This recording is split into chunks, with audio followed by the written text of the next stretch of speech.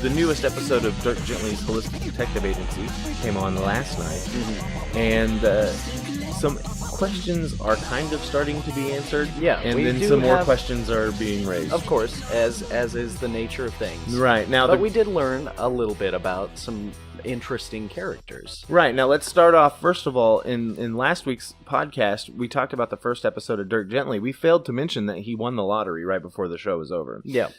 So that was good to see, like, a little refresher on that, and to see how that's going to play into it. And it was only $10,000, so he's not like a millionaire or anything. Of course not. What I originally had thought whenever he won that is, oh, now he'll be independently wealthy. He doesn't have to worry about all this other stuff. Now he can just go off with on adventures with Dirk. And then they were like, oh, it's $10,000. It's not the case. Okay. But he did say he's going to use it to fix up his car, take care of his sister's medication, and try to get his life or back whatever. together. Yeah.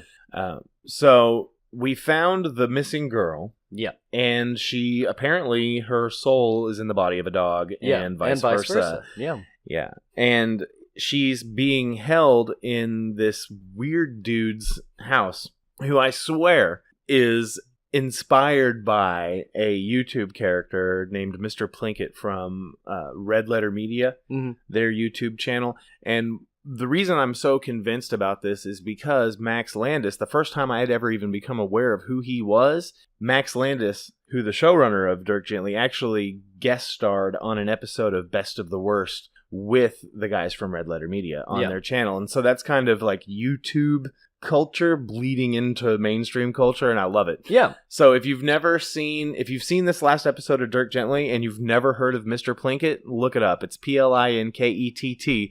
He does a lot of great reviews, especially check out his Star Wars reviews, and I guarantee you, after you watch a couple of his stuff, you'll be like, yes, that character is definitely based on him. Now, we've gotten some more of the assassin, the holistic assassin. Their car broke down in the woods, and a motorcycle guy came, and he's helping him. The electrician guy. Yeah. I don't even know his name. I was about to say, I don't think he has a name There's yet. a lot of people I don't think have names in this show.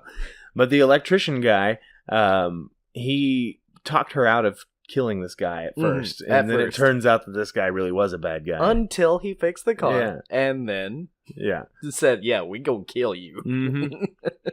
So maybe there is truth to that. And both her and Dirk Gently kind of said the same line. Yeah, they about did. How we're almost just verbatim. A leaf blowing through life or the something. Stream. Like a leaf blowing through the stream. Right. So how are they connected? And the only way she knows who Dirk Gently is because she had like a dream or a vision. Yeah.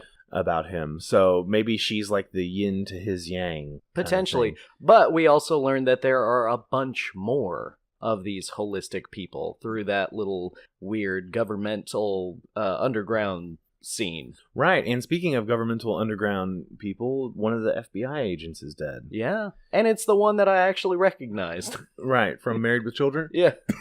Wait, was he on Married? Oh, he was. Wait, was he the... He wasn't a kid, no. He was the second husband of Marcy in Married with Children. Yeah. Not the first one. Right. Yeah. So, interesting things happening in Dirk Gently. Now, one thing that I picked up on in this episode, more so than the last, specifically with the bald dude with the broken nose, is just absurd dialogue. Yeah. Which definitely captures the essence of Douglas Adams' writing. Because if there's one thing you can say about Douglas Adams, is he's very absurd. Oh, yeah. So I'm glad that they've kind of got that feel to it, and even though it might not be lines directly taken from any of his books, but they've kind of got that vibe. They've got vibe. The voice a little bit. They've got the voice pretty well. I was interested to learn a little bit more of the black lady that was right. chained. She's a police officer, and she's not a police officer. She was. She was not guy who was murdered. Mm-hmm. She was his chief of bodyguard staff or whatever, and so she probably has a background in law enforcement. Potentially, yeah. But she was holding that gun like she'd been trained. Yeah. Well, I mean, if you're a bodyguard that has a license to carry a firearm, I mean, you're usually trained in that. But for the sake of argument, a lot of bodyguards do have background in enforcement. Yeah, exactly. Or the military. Let's go on. But she is the guy who is now dead. His chief of bodyguard staff, whatever. Head of security. There you go. Head of security. But she was looking for the girl, Right, his daughter. obviously, because she's his daughter. And she gets taken, and he gets killed. It's just, everything is connected. And I'm kind of surprised that they gave her up so easily in exchange for the dog. Well, and they at first... kind of didn't. She, like, knocked the gun away and ran off. But they brought her out there.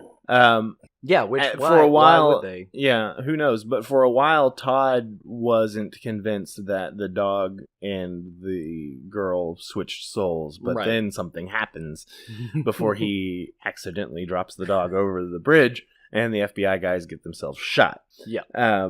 So it's just one of those things that it's like, I don't really know what's going on, and hopefully it'll all make sense, but I really am looking forward to the next episode. Oh, yeah. What are your thoughts 2 episodes into Dirk Gently's Holistic Detective Agency? No, absolutely. I am still, and granted, we only have 2, but after each one, I was like, I can't wait to see where this goes next. Right, yeah. It's going to be really interesting to see where it goes. I really haven't seen any ratings on it yet, so hopefully they're getting enough viewership to ensure that this series gets a good run. I mean, it's getting DVR views from me. Good. Each week. And it's getting views from me. Yeah. Maybe not official views.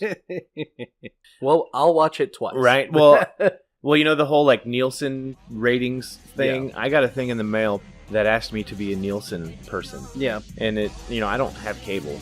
But it sent me a survey to fill out, and in that survey was a $1 bill. Yeah. I kept the $1 bill. I was about to say, they sent one to me a while back. I got 5 $1 bills. You got $5? I only got 1, man. All right, fine.